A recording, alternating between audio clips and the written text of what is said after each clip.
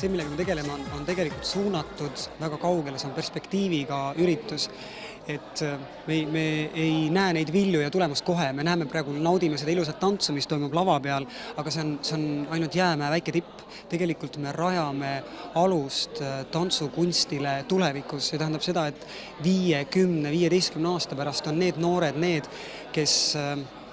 kes väärtustavad tantsu kui kunsti, kes otsustavad, et raha tuleb suunata tantsukunsti arengule.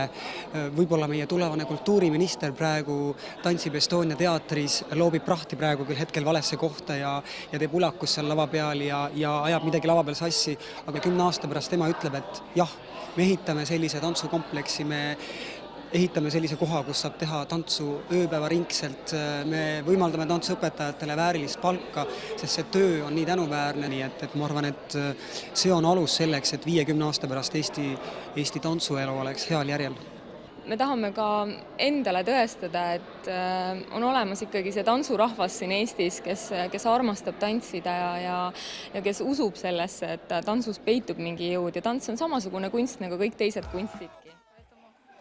Miks sellist festivali just vaja on, et lapsed tulevad festivalile kokku? No miks? Sellepärast, et see on neile stiimul, see on selleks, et edasi areneda, sest kuidas siis muidu tuleb see, kuidas öelda, see tahtejõud ja konkurentsitahe ja nii edasi. Et kõik, see on see, mis edasi viib.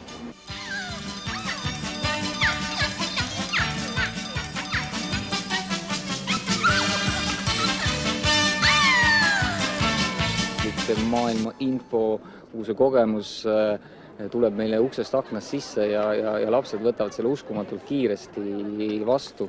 Ja tegelikult see kõik nagu peegeldub ka selles, mis laval on. Et ma arvan, et meie täiskasvanud või meie, kes me selles maailmas niivõrd kaua oleme, ei saagi teinekord aru, et kus nad need ideid võtavad, kus nad need stiilid võtavad, kuidas nad juba seda kõike on suutnud endasse võtta ja lavale panna ja teistele edasi anda. Nad on super kiired vahendajad, maailma vahendajad.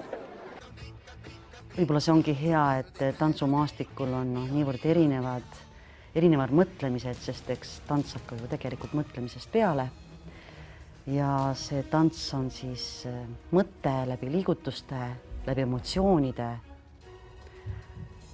Aga see, et on nii palju lapsi, kes tõepoolest teevad nii palju tööd ja püüavad kõigest hingest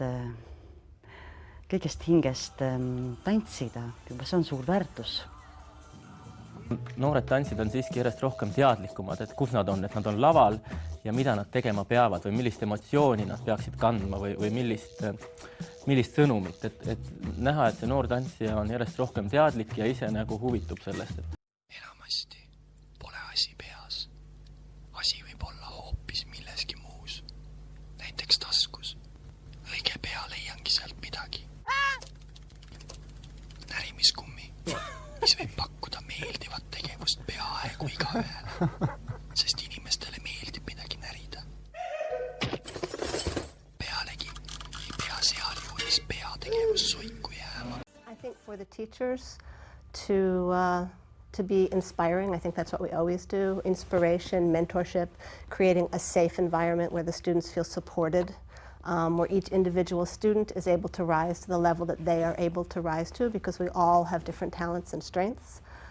So I think to strive for individuality, but also to know that you're part of a group, so that both of these things are important. Being part of a group and part of a family and a family of dancers that exists here in Estonia, but also really exists worldwide. I mean, that's what's so exciting for me coming here from the United States, is I've gotten to meet so many dancers in Estonia, and culture and dance is so important.